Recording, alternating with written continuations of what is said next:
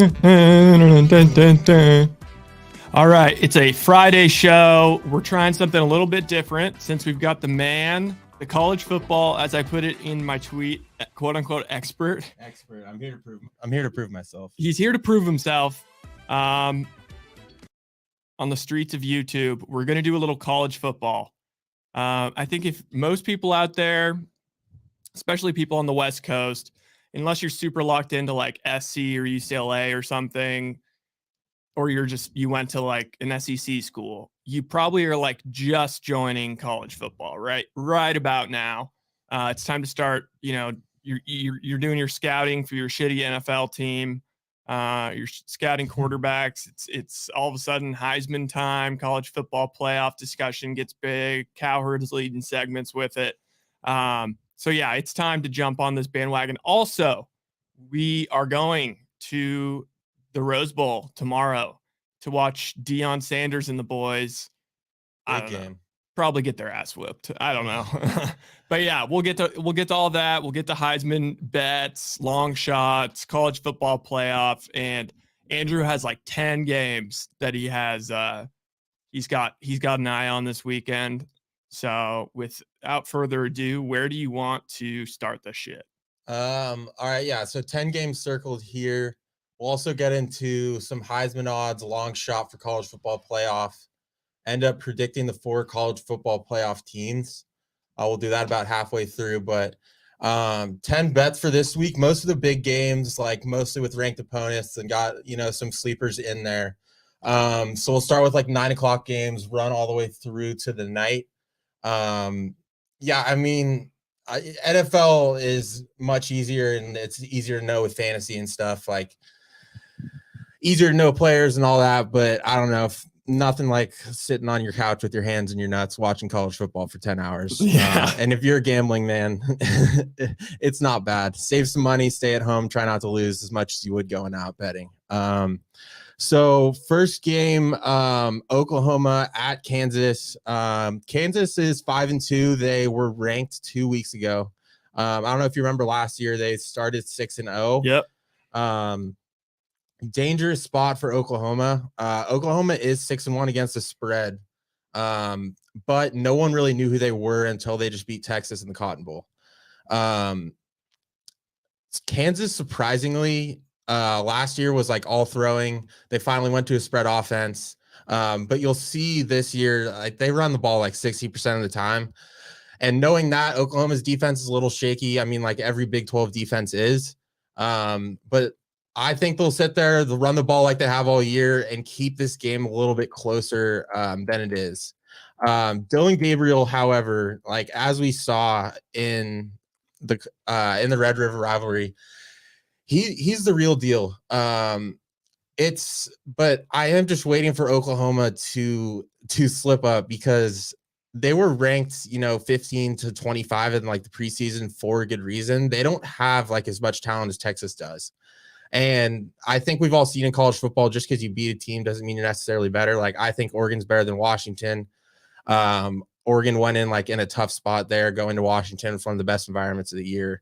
But yeah, I think Kansas keeps this close by like running the ball, and look for this to be close. Oklahoma pulls away like late in the fourth quarter, but Kansas covers the 9.5 spread. If this gets to 10, I like it even more.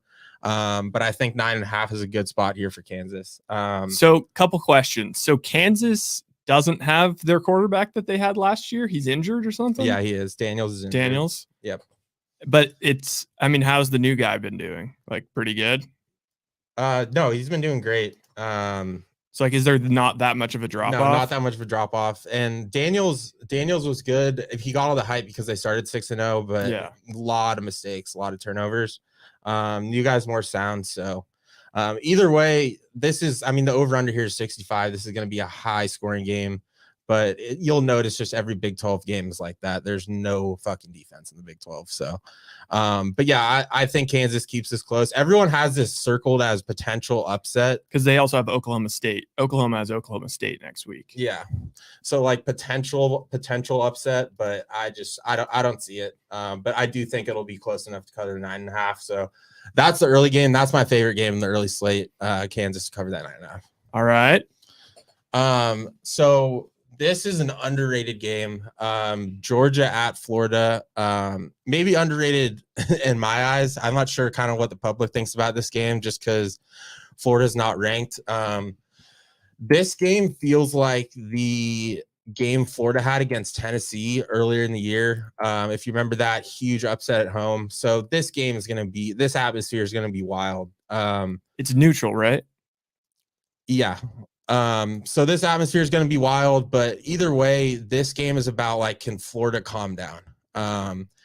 Florida plays with a ton of passion, but that leads to a lot of mistakes, and making mistakes, which they will against this Georgia team, will be the absolute ruin for them.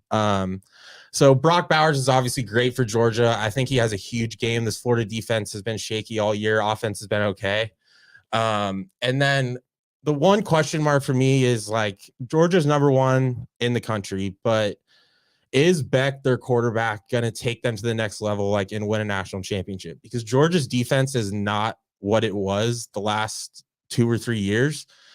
So they're relying on their offense a little bit more. And, you know, as a young quarterback, like first time starting, like I'm not sure there's a more pressure job in the country than he had going into the year. Yeah. So it's understandable, like starting slow there. And you have so many playmakers around you. Run game's good. You have Brock Bowers on the outside. So it's a lot about limiting mistakes because Florida is going to make them in this game. So I have Georgia minus 14.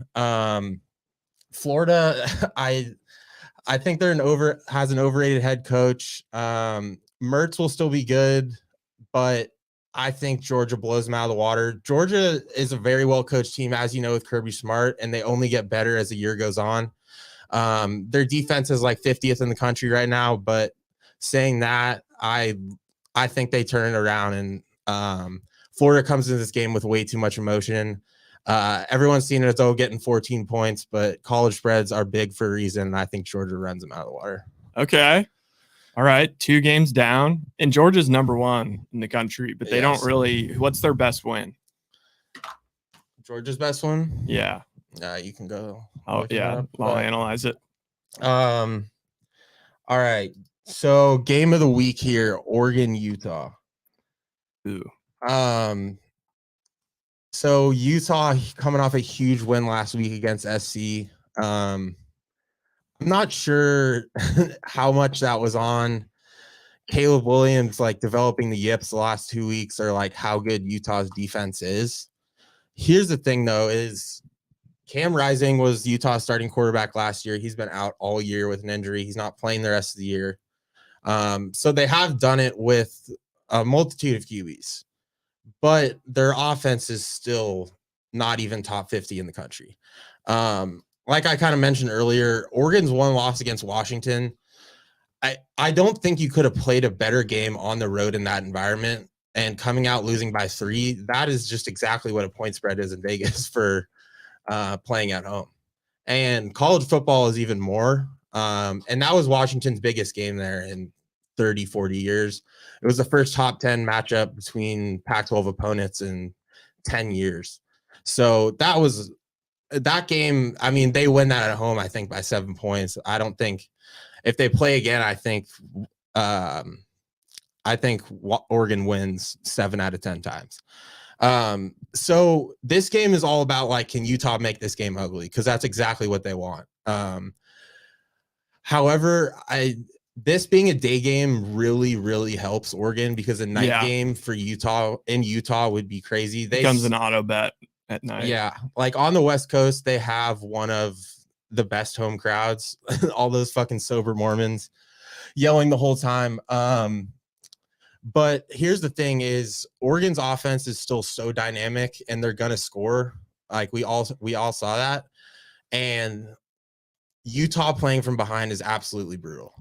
Yeah, they can. They do have college football like hopes and aspirations, but I just don't think they slow down this Oregon offense. Utah is a very popular bet this week, just because of the success they've had at home. But I do really think Oregon is one of the best teams in the country, and I'm disappointed they lost that Washington game because Washington's schedule, and I'll get to that later, is absolutely brutal down the stretch. Their last 4 games are all against ranked opponents. And just coming from the West Coast and wanting a Pac-12 team in the college football playoff for the first time since, I think, Oregon a long time ago, the Pac-12's case, or just best case for a team to get in, definitely took a hit with Oregon going down. And then, like, obviously wins versus USC just aren't that big anymore. So, I'm also rooting for Oregon in this game because, I mean, Utah still has a case if they went out and win the Pac-12 championship, but I just think the odds of that happening are less than Oregon doing it. Yeah. And the case is just stronger for Oregon because you can say, oh, our one loss is on the road in Washington, lost by 3 on the last play of the game. Yeah. That's perfect for one loss team. Because keep in mind too, a 2-loss team has never made the college football playoff. Yeah. So it's all about how good is your one loss. And I think a loss at Washington, a top 10 matchup on the road, is about as good as it gets. So we'll see, but yeah, look for Utah to. Oregon still has a good defense, good defensive line, lockdown corner on the right side. So look for Washington to struggle to move the ball. I think it's Oregon will win by more than I think if they go up early, because Utah playing from behind just is not good. Yeah. But Utah's defense is still solid. So I think Oregon ends up pulling away in the second half and wins by 10. Wins by 10. Okay, so Oregon covering. So far we have Kansas 9.5. I'll go over it again. Georgia -14, and then Oregon -7. I thought this line was going to be like -8, -9. Wait, did you have Kansas or Oklahoma State? Kansas. Okay, it's Oklahoma too. But I mean, yeah, Oklahoma. Yeah. Okay, so 1 underdog and 2 favorites so far. So here's the next underdog. Finally, a good ACC game. The ACC is good at the top, then absolutely drops off. So this game is Duke Louisville. So outside of Florida State, some of the best teams in the ACC, Louisville had a huge win. But I'm not sure how good they really are. Duke started off the year with a huge win at Clemson, or with Clemson at home, and their other loss is Notre Dame. So Duke doesn't really have a bad loss. They've completely turned their program around. Really solid run game, have athletes on the outside, and Louisville feels like a Big 12 team almost, where there's a ton of offense but extremely shaky defense. And games like this, it comes down to like who can get a stop. It's going to be like a Big 12 game, like super high scoring, but who can come down and actually get a stop when it matters. And I think Duke will do that. Offenses, they'll both keep up with each other, no problem at all. The one thing I am worried about, Plummer for Louisville has almost 2,000 yards already, over 15 touchdowns. Those stats obviously get padded, when you're playing shitty teams, but either way, that's super impressive. But I think just through and through, Duke has a better team. And both their losses have been by small margins against good teams. So, and also like it's that win at Clemson just seems so big. Like when they stormed the field, like it felt like a lot of momentum. And it's college football too, is like, what are your losses, right? Yeah. Because you blow out so many good teams. It's like, how are your losses? And both their losses have not been bad, Florida State and Notre Dame, which are 2, in my opinion, top 10 teams, but the rankings won't reflect that with Notre Dame. Duke is on the road, but I think getting 6 points, I'll definitely take that because I think they are the better team. And say that Louisville they actually have a pretty good home crowd. So getting like 2-ish points for being at home, I still think Duke's a better team, so they cover that 6. Okay, sick. I love it. Now, I don't know. Is one of your games Florida State Wake Forest? No. So that is another interesting one that I just heard a little snippet. So Florida State, it's been open -20. Now it's -20.5 on the road at Wake Forest. But what I didn't realize is that Florida State's lost the last 3 matchups versus Wake Forest. Not that they're going to get upset, but I don't know. I feel like I would want Wake Forest plus 20.5 at home. Yeah, last 4, right? Yeah. Yeah. It's going to be a weird game too. Florida State's been in these. You see a lot of these weird ACC games that are 12 p.m. kickoff there, 9 a.m. kickoff our time. It's just Wake Forest has no crowd, so it's a very easy spot for Florida State just to come out absolutely flat. And if that's what you're praying for, right, with 21 points, a team coming out flat and then just kind of playing an uphill battle to cover a spread the rest of the game. And you see that a lot betting on teams like in the 9 a.m. slate, like big spreads. All of a sudden they're down like 10-3 in the middle of the second quarter. It's like, what the hell is going on? And then they come back in the second half and win by like 10-17. So that's a really weird stat that they've lost the last 4 years. But Florida State, as you guys know, has completely turned it around and been great this year, but they've had some questionable years. But they're one of those college football brands. Like, they haven't been good since Jameis Winston won the Heisman, but you know, they're fully back. Okay. All right. So then what's your next one after Duke Louisville? So Tennessee, Kentucky. So Kentucky essentially this year, they're 5-2. Tennessee's also 5-2. Kentucky is just beat up on bad teams, and when they face good opponents in the SEC, they've gotten completely exposed.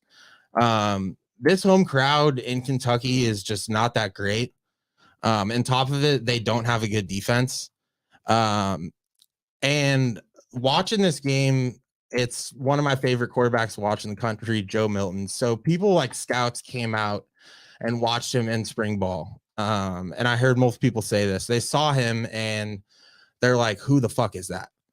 Because he'll sit there and make throws where he looks like the best quarterback in the country. But unfortunately, that's only like 35% of the time he's playing. Okay.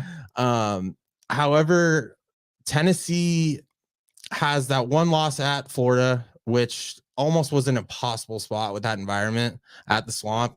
One of my favorite videos of the year, but Tennessee really has no bad losses, and like blind picking this, I thought this would be -7.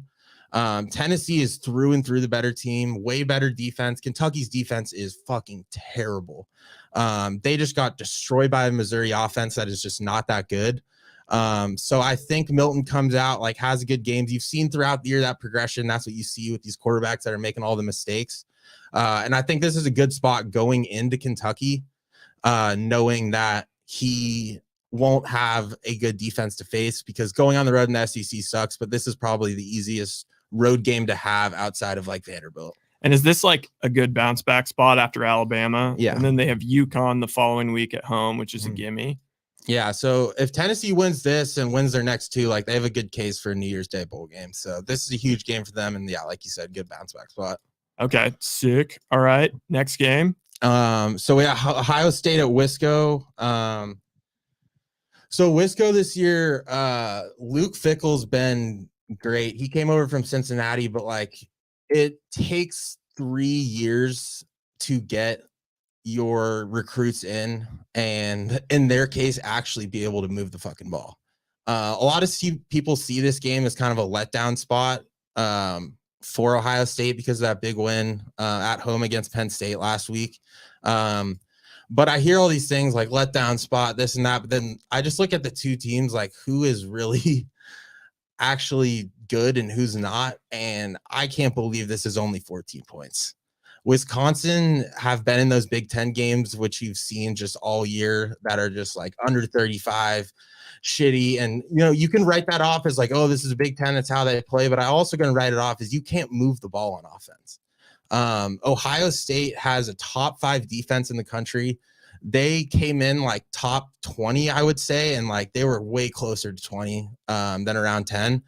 And they just, against Penn State, just proved that they were the better team. But the reason they won that game is because they were a better defense.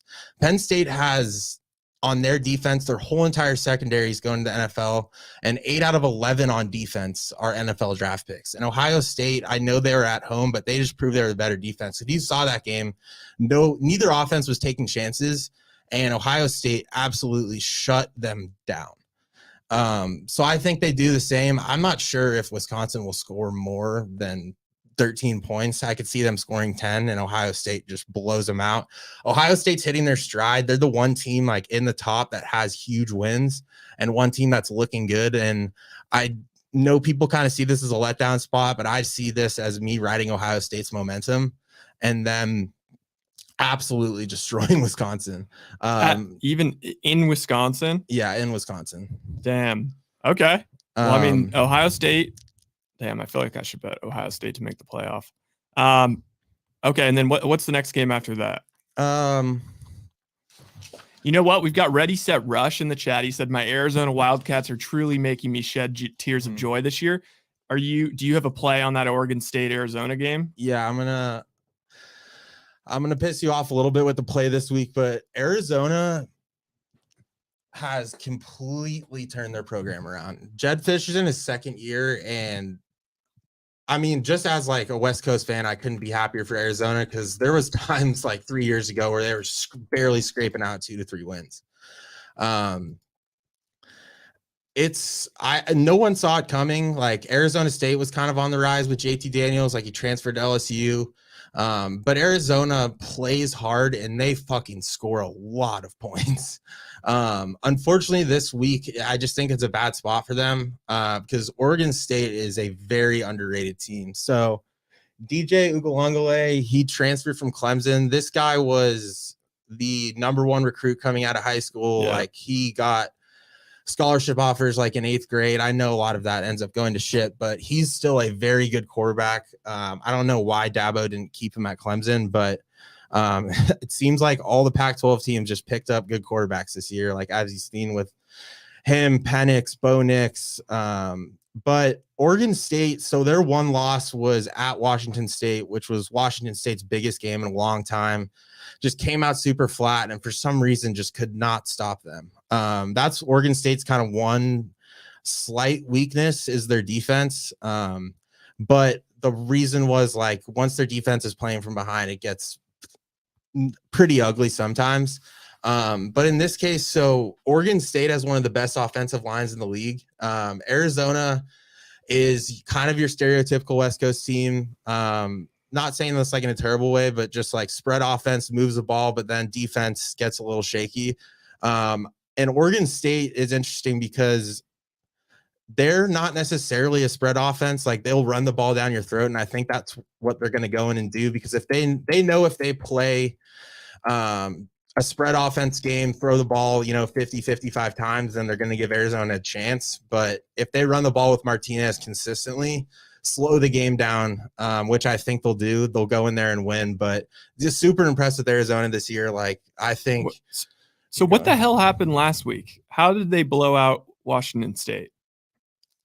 Washington State started hot and then all of a sudden just kind of fell off the map. They're like the most inconsistent Pac-12 team possible. So could you almost write it off as like they had like their dream crush situation where like, they all of a sudden they had one loss and they were looking pretty good. Oh, wait. Am I going too far back in their schedule? So that win versus Oregon State was huge. So they started off undefeated. Oh, yeah. So they started off undefeated. And then the UCLA loss, which they should have won. Like they were favored in that game. UCLA came back in the 4th quarter. And then just an absolute, what people thought like a let up spot. But Arizona came in and just showed like they are actually a good team. Damn. And like, so, they lost to Oregon State. Or no, they beat Oregon State. So they're riding high. Then they lose at UCLA. That's tough. Then they probably have a little bit of a look ahead spot where they're like, oh, we're playing Arizona at home. And then the following week, we're playing Oregon on the road. And we got to win that Oregon game. And then just had a let up spot. Yeah. But Washington State's just a scary team. Like I would want to play them any week. I know they're going to play like Washington later in the season. I'm not sure if that's home or on the road, but they're just going to be a team that's going to go and piss someone off and take a huge win at the end of the year. I hope it's not Washington. It could be Oregon too. I got to look where those games are. But are you talking about Arizona or Washington State? Yeah. Yeah, they're just a scary team that can explode on offense and kind of win a game any week if it's at home. But yeah, no, Arizona's been super impressive. Like in the long run, I think Jed Fish he's obviously the answer. So This game also, I think, goes way over. Arizona still is the number 7 offense in the country on PFF, which is mind blowing for where people think they are stereotypically as a average college football fan, just knowing Arizona football. But like, hopefully more people like tune into this game just because it's Oregon State. They're ranked. It's a game later in the day. Like, it's on TV. We're just trying to get more fucking people to watch West Coast football. But the Pac-12 is like bet on the map this year. So no, Arizona, it's just their defense is 85 in the country. But offense is great. Oregon State's offense is great. I think this game goes over, but at the end of the day, Oregon State just runs the ball down their throat and covers the spread. Damn. So last game, and then we'll kind of go into Heisman predictions and then college football playoff predictions. Okay. This is more of just a bet. I love betting on this team. The last 4 years, I bet on this team every week. I have a tradition of finding teams that are really good against the spread in every single sport and just riding them out. And Coastal Carolina is one of them. They're getting 3.5 at home against Marshall. They're the better team. They're again 5-2 against the spread this year. Absolutely love them this week at home. So my favorite bet of the week, or one of them, I'd say top 2, is Coastal Carolina plus 3.5 at home. So lock that in right now. Okay. All right. Locked in. Damn, I'm excited to see how you do on these bets. I'm gonna have to get in on some of these. Oh, what about this? Okay, just before we get into okay, so Ready Set Rush. He says we took USC to triple OT, and last week we upset number 19 Washington 44-6. We have a freshman QB named Phil Fita who is breaking all sorts of freshman records. We'll lose, but it'll be close, I think. Mm-hmm. Wow, that is a realistic fan. Yeah. Fafita. I'm a big bettor, but too terrified to go near college games still. I know. It just freaks me out how like you can just score a touchdown. Any play can just turn into a touchdown. You just never know. Yeah, but it's just hard for me to watch all these games and not bet on them. But yeah, betting them also just makes me learn way more about teams and just makes it way more fun towards the end of the year. I know, because it's easy to watch college football and just zone out and just kind of see like every game going on and not really dig into it. Yeah, but if you bet on like 5 or 6 games and kind of zone into those, because it's easy just to look at the board on your phone on the ESPN app and just not like really dig into it. But I'll get to a parlay. So okay, I did want to talk about UC. So because we're going to the game, UCLA home, Colorado's coming into town. So first of all, what are your thoughts on UCLA so far this year? I can't really. Are they just like a tier below the top teams? Yeah. They've been solid. So like what would Chip Kelly's there. Here, how about this? What would you make UCLA and Arizona on a neutral? UCLA and Arizona? Yeah. Ooh, that's like right about even. I'd say like UCLA like -2, -3. You know what? I'll see if there's a look ahead line on that. Or is that in Arizona? UCLA at Arizona football. I think UCLA -3 even in Arizona probably. Yeah, as you start cooking. Yeah, and you can keep cooking on this game. I mean, Colorado's coming in, licking their wounds. Hunter's back. Yeah, UCLA's been all over the place at quarterback. It sounds like Garbers is the answer. But it's really like, so Colorado has in the NCAA are the worst team in the country against the pass, which obviously is going to help out UCLA. Colorado though is like finally healthy. They're coming off a bye. Travis Hunter's back. I think I'm definitely biased because I'm going to this game, but I think this is going to be one of the best games of the week. There's going to be so much fucking offense in this game. I mean, there obviously is every time with Colorado because they have the worst pass defense in the fucking NCAA and because they can explode on offense. UCLA's defense is also very shaky. So I think this game has 70 points. It's going to be one of those games Colorado has had this year. Colorado, it's like, can you perform in a first half? I feel like Colorado has been one of the most watched teams for like anyone in the country that people have been watching college football. And there's just been this trend of them going into the locker room at half. Like, I know the Oregon game, like they just got destroyed, but like even TCU game, most of the games, like I've just been betting the other team first half, which I'm going to do again because for some reason they just come out flat. But like this game has every storyline. Like I don't know if you saw I don't know if you saw Travis Hunter and Shador at the Lakers game, like dabbing up LeBron and stuff. Like they're in Hollywood. Like this just sets up for a great game. I know. So this, you could tell me too, like, because obviously, like, I don't know that much about college football, so I just like the storylines and like to bet via storyline. Like, you could tell me that Colorado, like, you know, Shador and Travis Hunter, they're at Laker games. It's gonna be all the celebrities are gonna be there to see them, and you could just totally see them, you know, probably getting to bang some Instagram models this week. You could see Colorado just absolutely coming out super flat and laying an egg, maybe only for the first half, but totally laying an egg. Or they could be like, you know what? We're not winning we've recalibrated our season. We're not winning the Pac-12, but what we can do is we can play spoiler and try and beat some of these good teams and try and build some momentum. And this is a spot where everybody, you know, they're, even though they have a bunch of losses, like this is, they're going to be max motivated because it's in LA. You know, who knows? Maybe LeBron will be at the game. It's going to be a bunch of celebrities, and maybe they want to show out. I don't know. Yeah, no, that's part of it. And the thing about Colorado is they came into the year with no expectations, and like Travis Hunter and Shador played at an HBCU last year. So it's like they still have a lot of work to do on their draft stock, and Hunter was out 3 games. So like he has a lot to do on his draft stock. Who knows if he's going to come back next year? Shador, like Dion said, Shador is going to come back. But either way, like there still needs to be way more tape on them because they've only played. So like Shador's played 7 games in D1, and Travis Hunter's only played 3. But no, I think that's a storyline. Like they're like in Hollywood, like they're going to come out. There's going to be celebrities there, and they want to ball out. And they know still like the whole entire country is watching them. Like they still have like that swag about them. There's still all the media there, and like they've shown up to expectations when there's been a shitload of media at places. Shador, like in particular, like even like that USC game, like same thing. Like at halftime, like where the hell are they? Then all of a sudden he throws for 400 yards and 3 touchdowns. Like he's still like, I think 6th best odds win the Heisman just because of his stats alone. So it should be like, it's going to be a great fucking game. I just, the one thing about the Colorado games, it's like, is it potentially going to be a blowout? And any game can with that fucking defense.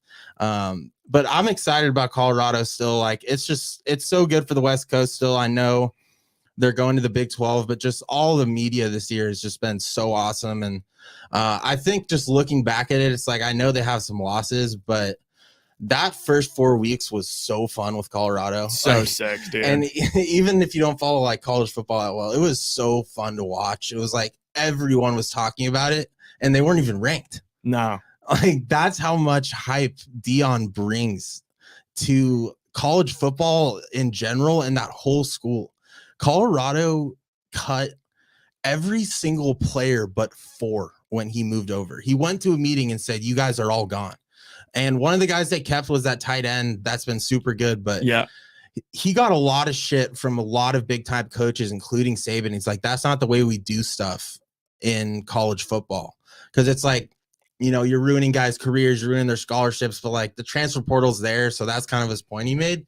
But he's doing things like, obviously you've seen all the shit he's wearing, the sunglasses and that, but it's like, he's playing the villain and it's absolutely working. And the amount of hype around them has been crazy. And I don't know, like after just seeing that clip of them with LeBron at Staples, it's like they want to ball the fuck out. Dude, also like there's that psychological aspect where you can kind of say like, well, we're still undefeated when we have Travis Hunter. It's true. Like now it's like you can kind of like make that excuse. Except for against Stanford. Oh, except for against Stanford. He got mossed. But... Well, first game back. One loss with but still with an asterisk. Ready Set Rush says fuck UCLA, go Cats. Hell yeah, baby. It's pretty ironic how the Pac-12 became a powerhouse right before the whole conference is splitting up. I know as West Coast fans it's sad, but also whoever that Pac-12 commissioner fucking deserved it because he fucking botched it. Here's just a classic example is like, I don't know if people have tried to stream the Pac-12 network, but like no one nationally can get it. No. And there was USC games at the beginning of the year just on Pac-12 network. It's like, you're not even showing your product to the whole entire country and you're a Power 5 school. Stupid ass shit. He said, I live in Tucson, where the U of A is located, in the Pac-12. College sports has always been really boring for us. So it's nice that we're not bad now. Hell yeah. Plus, and then you got basketball this year. No, yeah. Fuck Tucson's great. Arizona sports is great. Actually, low-key a sick stadium when it gets full. But yeah, just being bad for so long. But yeah, no, hype's there.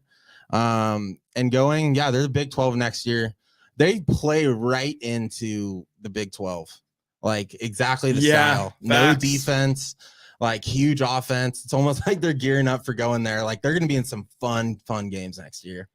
The Cats. All right, we'll end this kind of transition into some. It's getting late for sleeper football teams in the playoff. So we'll do that, and then also kind of Heisman, run through that. Maybe some bets to throw on there, and then I'll do a parlay at the end. Okay, so I'll ask you. So who do you feel best about being in the college football playoff at this point? So if you look at Michigan and Ohio State,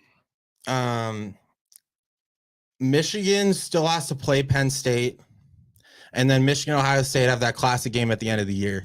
So Ohio State's gotten through one of their potential letdowns. And then the other thing is, so the Big Ten West and the East, the one side of it, like, is so Ohio State, Penn State, essentially Ohio State, Penn State, Michigan essentially are on one side, and then the other side is just Iowa, Nebraska, Wisconsin, Illinois. So Ohio State's already gotten through their one game. The game is in Ohio State this year. So I feel good about Ohio State because even with a one loss, they still have a good case.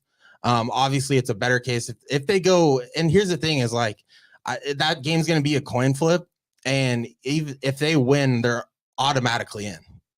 I think because they're for sure going to win the Big Ten championship unless they pull off a terrible loss to Iowa. And even in that case, they still have a case to be in the playoffs. So I like Ohio State. They've showed they can actually they figured out their offense, and their defense has been surprisingly just amazing. And then Michigan has the best odds right now. Ohio State's 7-1, Michigan's plus 250. It feels like Ohio State's going to win this matchup this year. Yeah, Michigan's won the last two. Ryan Day, like, his job's almost on the line, even though he's done such a fantastic job if they lose to Michigan again. So like Ohio State plays Wisconsin, Rutgers, Michigan State, Minnesota, like the next 4 weeks. So those are all easy games. And then they're just gearing up for Michigan. So it's actually at Michigan this year. So we'll see. I just can't wait for that game every year, but I like Ohio State the most. Michigan coming up. Michigan has Purdue. Then they're at Penn State, which I think they're going to lose.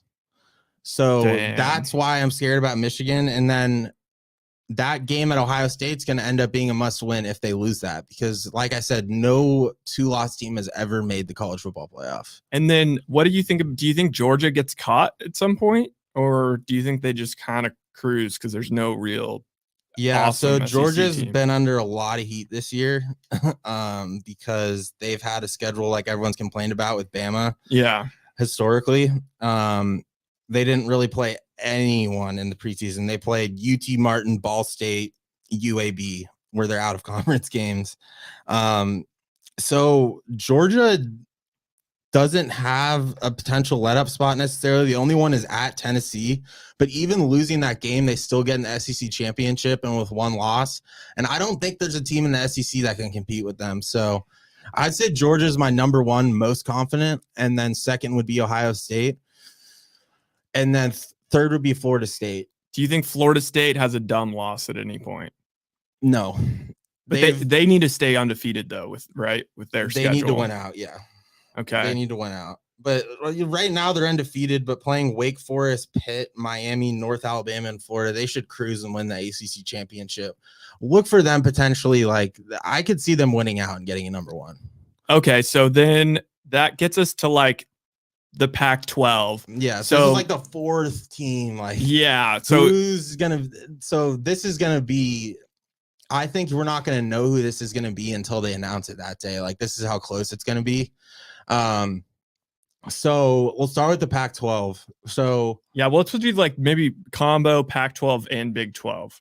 Yeah, so Oregon, big game this week, which I think they win against Utah. And then the only other test they have, I mean, are we going to call USC a test at home? I don't think so. USC, like, does Caleb Williams even, like, they've been talking about like him sitting out, which shit, if I'm him, I don't necessarily disagree with, but remember all that shit for like with Zion and stuff. Stupid. Yeah, but every big game they have is at home besides this week. So they get Oregon State at home the last week. If they went out and win the Pac-12 championship, like, I think they should get in, but signs are looking like people don't want that. I think their odds are like that because people think they might lose this week. But if they win this week, it's like you just got to take care of business at home against USC and then Oregon State. I mean, who does Washington have left that's difficult? Has Washington played Utah yet? So Washington, this is why I don't think they have a chance, unfortunately. And this is why their odds, they're lower than, or they're not lower than Oregon, but so Washington at Stanford this week, then at USC, I think would be a surprisingly weird game. And then they have Utah, Oregon State, and then Washington State. Like, they have a gauntlet of a schedule. They're going to drop one of those games. Luckily because I don't think they match up well against Utah, but they have Utah at home. But I think that SC game gets a little weird for some reason. And then I think Oregon State is a tough out. And they're going to Oregon State the second last week. Semi-rivalry game in the Pacific Northwest. Washington's schedule, I mean, if they get through, obviously, like, they're in. But I don't see it happening. And for some reason, looking at this, I know the odds say otherwise, but, like, I think Oregon has an easier path to this. And I don't know why the odds are so separated. I know Oregon already has one loss, but I think both of them have one loss at the end of the season. So 28-1 that Oregon makes it. Those are some nice odds. 13-1 Washington makes it. And then if we're going, I mean, the next one, I know you said you kind of like this, 130-1 Oregon State. Because the path is there. The path is there. They are number 11 in the country right now. They go to Arizona, which I think they win. They go to Colorado, which I think they win easily. That's the next 2 weeks. Then they have at home against Stanford, which they win easily. Yep. Then they have Washington at home, which I think they win. Okay. And then it all comes down to the showdown of Oregon. Dude, so I feel like I want to put a little bit of money on Oregon and a little bit of money on Oregon State. Yeah, I don't think Washington has a chance with their schedule. I don't think they have a chance. Okay, now what about Texas? So, and you Oklahoma. know what's good this year, and thank God the Pac-12 changed it. Before they had the East and the West, but now it's just one ranking system. And the reason I say that is because before it was just an East and a West team, and the East was way worse. So it would be like a shitty team, kind of like the Big Ten is right now, but now it's just the top two teams. So it's going to be a battle, like who gets in that game. I think right now I would have Oregon and Oregon State being in that game, even with them playing last week. Washington still, I'm probably wrong. And Penix has stopped. Penix hasn't been playing as well. Shaky. They looked terrible last week. Terrible. So Oregon State, the path is there. Obviously, no one's talking about it because of the odds and because they play the Beavers, because they play Oregon and Washington. But like the path is there. I think it's worth throwing like $10 on. Damn, that would be such a flex. Okay, so then there is a world where no Pac-12 team makes it. Yeah, obviously. In which case we're looking at Texas, Oklahoma. Now, the difficult thing would be like probably Texas beats Oklahoma next game, and then they both have one loss. And then what? So they're going to end up playing each other in the Big 12 championship. Yeah. And let's say Texas wins that. Texas wins that. And if they win out, obviously they have a case. And that's what I worry about, like who is going to take that Pac-12 spot. Because Texas doesn't play anyone until that.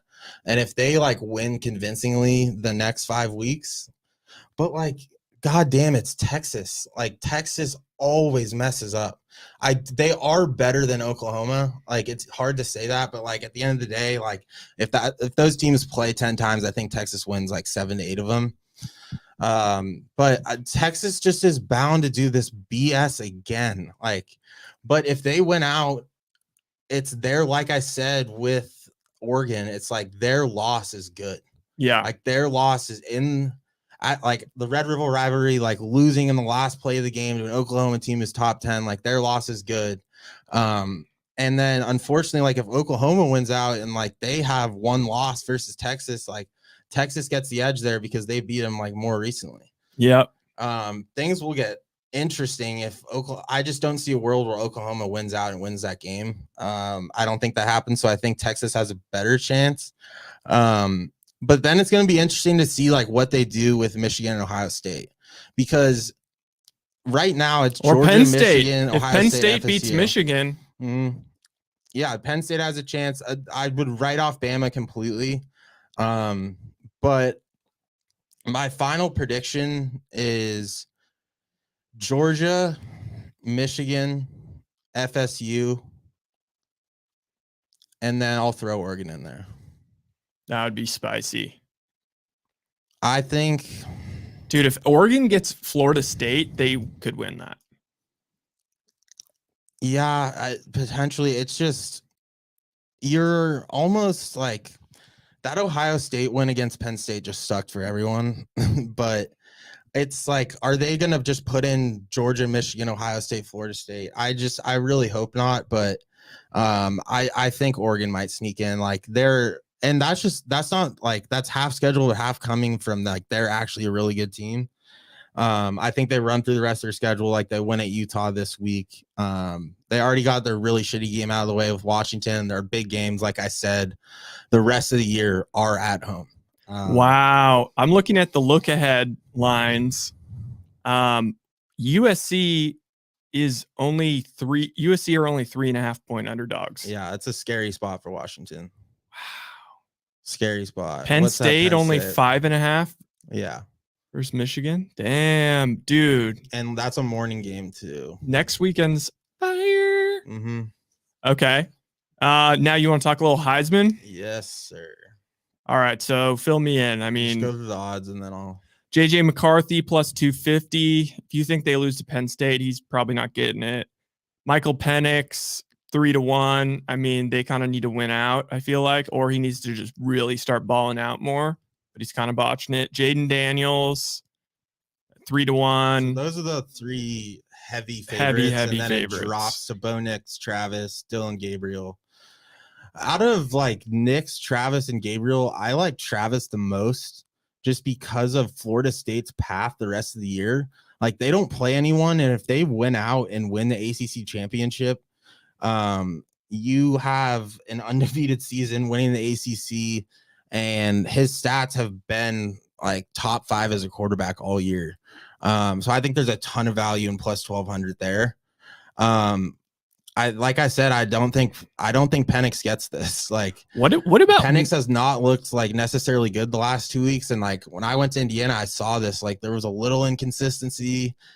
I'd never want to root for an injury. He's a little injury prone, but I like if they drop one of these games, like against Utah, maybe I don't think he gets it. I do like Jordan Travis a lot here because like how many times have you seen the Heisman like undefeated team makes the playoff? Like his stats are there. They've won their last or been undefeated. They've been running through their opponents. He's gonna pad his stats against these shitty teams. Like he's just been climbing, and I just think he's gonna climb more and more. Thing about Jaden Daniels is like I think he may be number 1 in passing yards. I'll have to double check that, but like he's just there for his stats. I mean, because LSU has been a little bit disappointing this year, so it really speaks volumes that he's plus 300. Like how good his stats have been this year. Like they would have to beat Alabama. Yeah, they would have to beat Bama at the end of the year, but it's just like I just don't see them giving the Heisman. I know they did it with Caleb last year, but that's because his stats like blew the competition out of the water. But I don't see them doing it this year because there's so many good quarterbacks. I don't see them doing it with a team this year that's not going to finish top 10.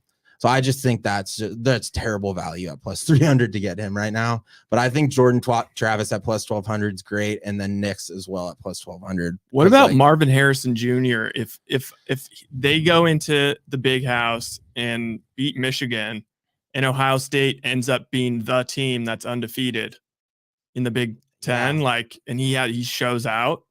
Yeah, no, I think there's value there. He just he's trending in the right direction, because his first 2 weeks, everyone was like, his targets were just so low, but then he's been going off. But it does give me hope that Devonta Smith won it 2 or 3 years ago, because that was the first non-quarterback in a long time to win this. But this year is the best we've seen in college football in a long time, the quarterback position. So it would be absolutely bizarre to me if a wide receiver just came out of nowhere and won this. He would have to have multiple touchdown games for the rest of the year. They'd have to go in Michigan and win, which is possible, but I just looking at this just far back, this is going to be number one of the best draft classes in a long time. And all of that's at the quarterback position, is what I mean. And just a wide receiver coming in and taking this Heisman Trophy winner, I don't see it. So I would throw some money on Knicks. I would throw some money on Jordan Travis. I like Jordan Travis more because Florida State has an easy schedule. They run through it, are undefeated, ACC championship winner. I think he's going to have a great case. And then McCarthy, you're kind of just betting on them beating Ohio State, which I don't feel that good about. Okay. Because if he drops that, it's his numbers and his case start to fall down. And then who knows with all this shit going on with Michigan, if they want to give a Heisman Trophy to someone that's potentially cheating. I don't know. Some voters could definitely look at that the wrong way and not vote to him, because the Heisman voters, all college football writers and analysts. Yeah. And if they think wrongly of what's going on at Michigan, it's the bias could easily be there. Definitely. So I don't love it. The more I talk about it, the more I think Ohio State's going to beat Michigan, because it's been 2 years, which never happens. Yep. And if he drops that game, I don't think there's a chance he wins it. So it's great, because the Heisman is just up for grabs right now. It happens probably 50% of the time this happens. But we're entering the time of college football where shit starts getting good, where the big rivalry games are coming up, like Ohio State, Michigan. Shit's gonna get good, and it's fun this year, right? Because there's not really any SEC presence besides Georgia. No, and also we talked college football playoff, but most years, there's only 2 teams that could win the national championship. Mm-hmm. How many teams would you say could actually win the national championship this year? Michigan, Georgia, Ohio State, Florida State. I'm not sure if there's any after that. Yeah. Oklahoma, potentially. I have to see more consistency out of them. And if they go in and beat Texas, I could see it. The one reason why I could see it is that was a big environment, big time game at the Cotton Bowl a couple weeks ago. And that's what the college football playoff is, huge environments, huge game, big crowds, and a lot of teams fold under pressure in that situation. Kind of like Michigan did last year. They just always botch in the playoff, but that shows you can play in a big environment. But outside of those, I don't really know. I think it's going to be Michigan or Ohio State to win it this year. Okay. So then with that said, all right, parlay time. Let's build our parlay for Ready, Set, Rush. Okay. So start with Coastal Carolina plus 3.5. Oregon State. And then Oregon State, Ohio State, and Tennessee. All those spreads? Yes. Damn. Tennessee minus 3.5, Ohio State minus 14.5, Coastal Carolina plus 3.5. Yep. That would be a thick payout. Damn, I gotta get Parlay's never fucking hit, but there you go. Damn, that is a juicy one. Damn, maybe just Oregon money line. Maybe Oregon money line, Coastal plus 3.5. What's another banger? You get Tennessee. Oh, Tennessee. I do love, you know what? The more I think about it, I love this freaking Oregon State game. Okay. That spread is like all based on Arizona's game last week. Damn. See, this is the problem. There's so many college football games. It's hard to find them. Command F. Yeah, Command F. Oregon's not. It's in there. And then what's the other one? Oklahoma. There's Oregon State, Coastal, Georgia. Oh, in Tennessee. Oh.